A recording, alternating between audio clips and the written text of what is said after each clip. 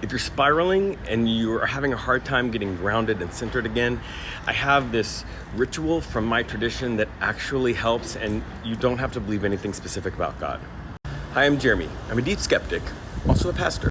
So basically, this practice helps you let go of the thoughts that are in your mind, let them pass, and center on one thing.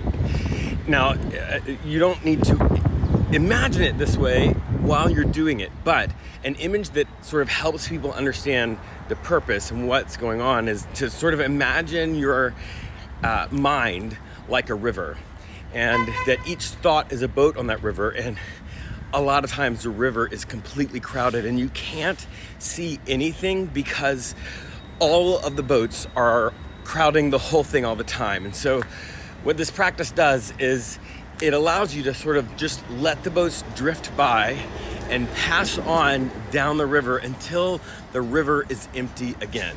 So your mind is sort of empty and you have regained center. So what you do is you pick a sacred word, a word that may mean God or the universe or whatever to you. You might choose God, you might choose love, you might choose universe, you might choose bear. It doesn't really matter, but you choose one word to be your sacred word. And then you get comfortable. You seat yourself in a place where you can be relaxed.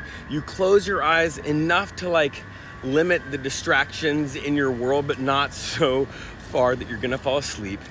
And then you take some slow, deep breaths in, hold it for a couple of seconds, and let the slow, deep breath go out. And you do it again and again and again, and then you move into the practice. Basically, you take up the word, whatever the word you chose, and you focus on it.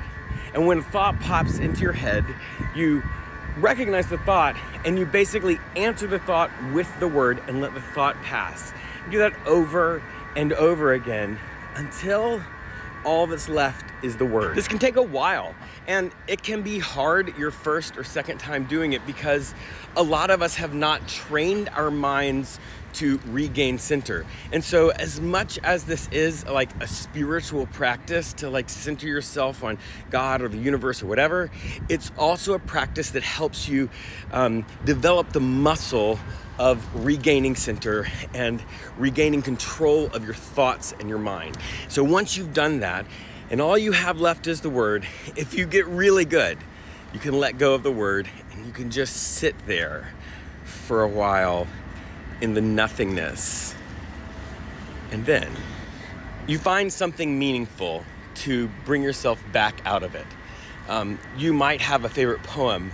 There might be a Bible verse or a prayer that you memorized when you were a little kid, and you're gonna say that slowly as you come back out of this sort of emptying state to pull yourself back into the world where you are and the things that you have to do without just this stark, cut and dry, I'm going from this world to the next.